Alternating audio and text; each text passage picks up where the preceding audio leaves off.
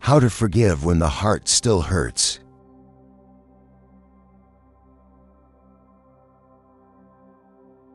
Part 1. When the pain still remains. There are wounds that don't bleed, yet they hurt more than any other kind. They live deep within the heart, where apologies never came, where memories still ache every time we close our eyes. Forgiveness, it sounds simple, but it's one of the hardest things we are ever asked to do. We can endure loss, we can suffer pain, even face death itself. But to forgive the one who wounded us, that often feels like the most impossible act of all. Because to forgive, we must face what we wish to forget. We must touch the pain we've buried. We must admit they were wrong, and we were hurt, and still choose not to let hatred rule our lives. Someone once said, when you refuse to forgive, you tie your soul to the one who hurt you. That truth cuts deep.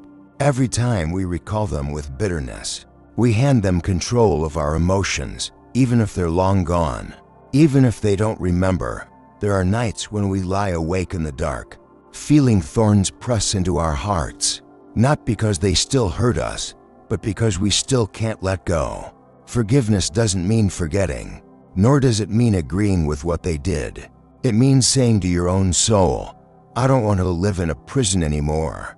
But it's easier said than done. How do you forgive when your heart is still bleeding? How do you open your hand when that same hand once held betrayal and disappointment?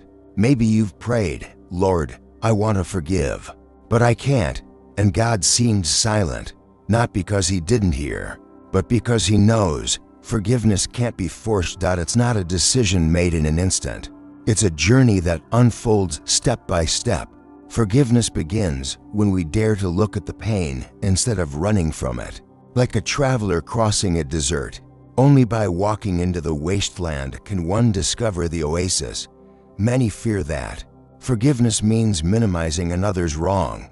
But forgiveness does not erase justice. It simply frees the heart from hatred's chains. When we hold on to resentment, we think we're punishing others, but really, we're the ones locked in the past. Unforgiveness ties us to the moment of our wound, dragging us back again and again, never letting us live in the present. Some wounds have turned to scars, yet we keep touching them to remind ourselves of how deeply we were hurt. Some words are long forgotten by others, but we keep them alive as proof of our injustice, and so we stop living, merely replaying the same pain in a new form. Jesus once said, forgive 70 times 7. He didn't say it so we would suffer endlessly, but because he knew forgiveness is the only road to freedom. We forgive not because they deserve it, but because we deserve peace. Think about this. Maybe the one who hurt you doesn't even remember. Maybe they've changed, or maybe they haven't. But if you still cling to the anger, the one imprisoned is you.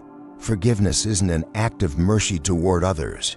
It's a path of healing for yourself. It's when you can whisper, I choose peace over being right. I choose freedom over my own version of justice.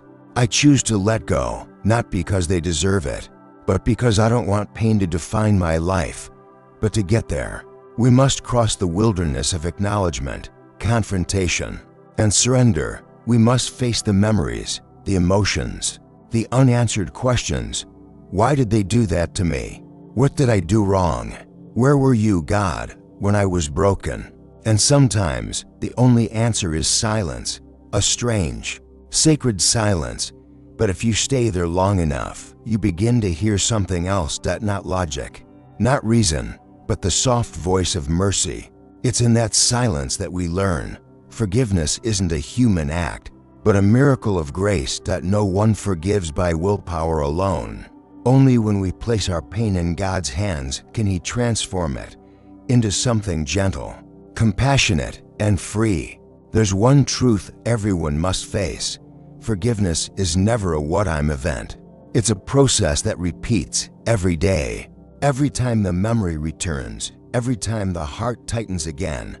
Maybe you forgave this morning, but tonight, when the memories come back, it still hurts. That's okay. Because forgiveness is not measured by how you feel, but by your will to release. Every time you whisper, Lord, I'm still hurting, but I choose not to hate, that is forgiveness. Every time you want to strike back but choose to pray instead, that is forgiveness. Every time you see their face and no longer wish them harm, that too is forgiveness. Forgiveness is not weakness, it's strength. Only the brave can open their hands while their hearts are still bleeding. Only those who've suffered deeply can understand the power of peace. Forgiveness doesn't mean everything is fine. It means saying, maybe things will never be the same, but I will move forward anyway. Because in the end, forgiveness isn't about them. It's about you. It's about finding your heart again after it's been shattered. Perhaps forgiveness is one of the quietest miracles God gives us. No thunder, no light, just a still moment when you realize the pain inside has softened, not because of what they did, but because you let go. Letting go of hatred. Letting go of the past, letting go of the version of you that was broken. And in that moment, your heart becomes calm like water after a storm. No more waves. Only light, soft, morning light, a peace not loud or dramatic, but so deep you can only feel it in your soul. Forgiveness doesn't change the past, it opens the future, and maybe that's what God always intended, for you to be free to love again. Not because everyone deserves love, but because love is always stronger than pain.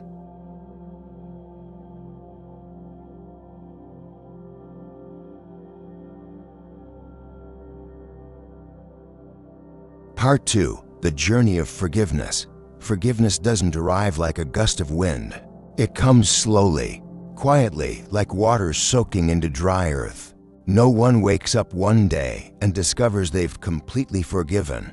Forgiveness is a journey, not a destination. And along this journey, every person carries their own story, stories of tears and grace, intertwined. Story 1. The mother and the man who killed her son. It began in a courtroom in the United States. A mother sat in silence. On the front bench, a young man stood accused of killing her only son in a meaningless fight. The courtroom echoed with words of accusation, evidence, and grief. She watched the face of the man who had taken her child away. When the judge gave her permission to speak, she rose. Her voice trembled, but her eyes were calm.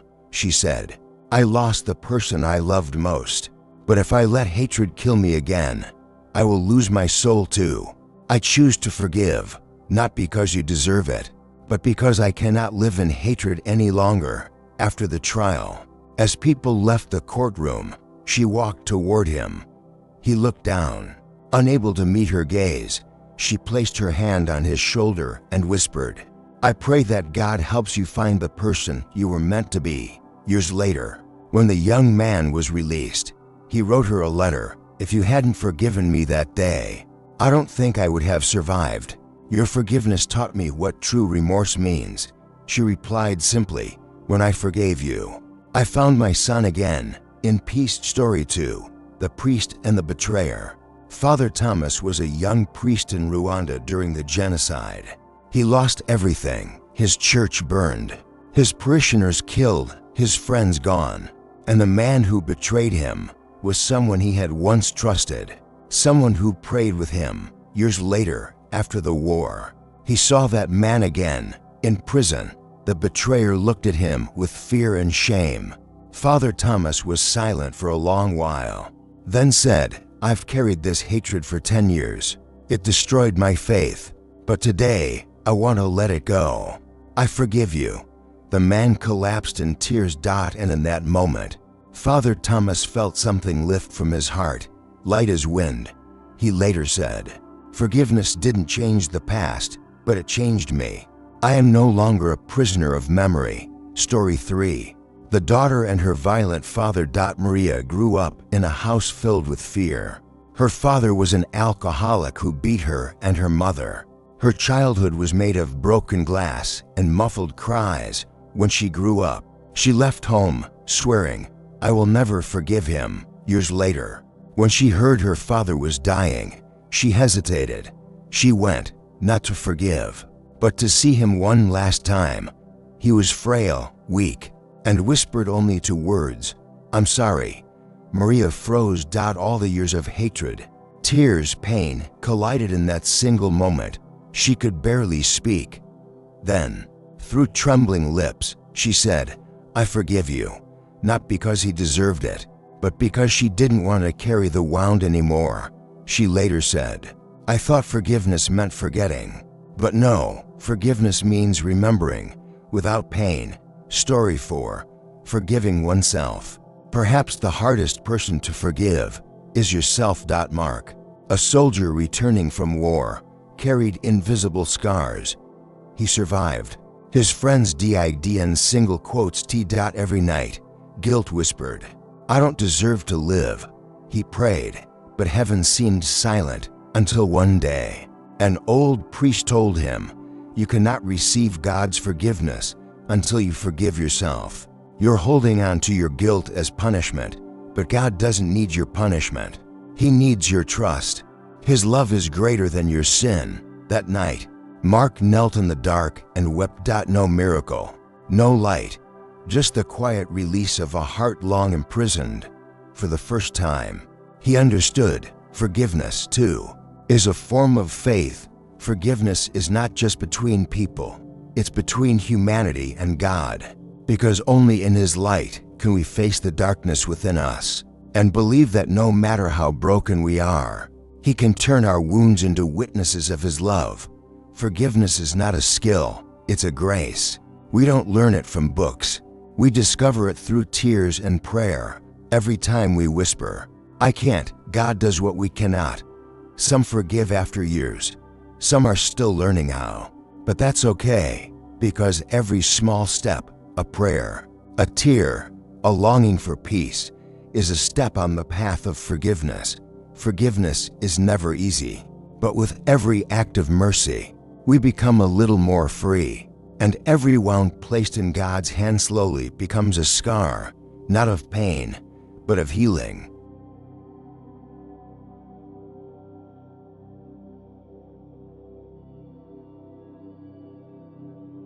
Part 3. The transforming power of forgiveness. There are wounds that seem to have killed us, and yet, it is within those very wounds that God plants the seed of salvation. Forgiveness, in its deepest essence, is not merely pardoning another. It is the resurrection of one's own soul. When we choose to forgive, we step out of the prison we've built for ourselves, the walls of resentment, of pain, of all the unanswered whys. In that darkness, we think we are the victims, but in truth, we are also the jailers. Forgiveness is the act of opening the door and letting the light come in, not because the other deserves forgiveness, but because we deserve peace. Someone once said, when we refuse to forgive, we drink poison and hope the other person dies. But forgiveness is setting that cup down and becoming free again, free from the past, free from hatred, free to love once more. In the gospel, Jesus said to Peter, "I do not say to you, forgive 7 times, but 70 times 7. Not to give a number, but to reveal that forgiveness has no limit, because love has no limit. From the cross itself, in the darkest moment of human history, He still said, "Father, forgive them, for they do not know what they are doing." That was the moment forgiveness became the greatest miracle, a miracle that did not erase suffering, but transformed it. The cross ceased to be a symbol of death and became a sign of love conquering darkness. And every time we forgive, we walk with Him on that same path, dying to our pride and rising again in peace. Forgiveness has the power to transform reality itself. Imagine a heart once deeply wounded, a barren field. When the tears of forgiveness fall, the soil begins to crack, to soften, and life begins to bloom. From that soil grow the flowers of kindness, compassion, and love. The one who was once betrayed now understands empathy. The one who once suffered now knows how to hold others in their pain, because they have been broken. They now know how to heal. And so, pain, instead of destroying, becomes the birthplace of love. A monk once said, when we truly forgive, we not only change our own story, we change theirs too. For forgiveness can awaken repentance in another. It can rekindle a small light in a soul that seemed forever lost. Forgiveness is a candle. When you give it to another, you do not lose your flame. Together, you make the room brighter.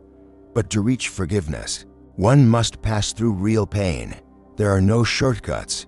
We cannot pretend to be fine. We cannot deny. We cannot forget. Forgiveness is not erasing memory. It is looking straight into it. With a heart transformed, the memory remains, but it no longer imprisons us. It becomes a witness to something greater. Grace. Grace is when God takes the worst thing that happened to us and turns it into the most beautiful. When we allow Him to touch our wound, He does not make it disappear. He makes it shine. And in that light, we see love is stronger than pain, and mercy stronger than justice. The power of forgiveness does not lie in letting go, but in being transformed. Forgiveness doesn't just heal a wound, it resurrects the soul. It teaches us that even the deepest cracks in the heart can become the places where light enters. When we forgive, we don't just touch another person, we touch the very heart of God. For in Him, forgiveness is not reluctant, it is the very nature of love. God doesn't just teach forgiveness, He is forgiveness itself. And when we learn to forgive, we learn to live like Him, not by our own strength, but by grace. Not with the mind, but with the heart. Forgiveness doesn't make us weak, it makes us stronger than ever. For only a strong heart dares to love while still in pain. Only a free soul can open again amidst the wounds. And only one who truly lives in God's grace can say, I choose to forgive, not because I am not hurting, but because I have been loved too much.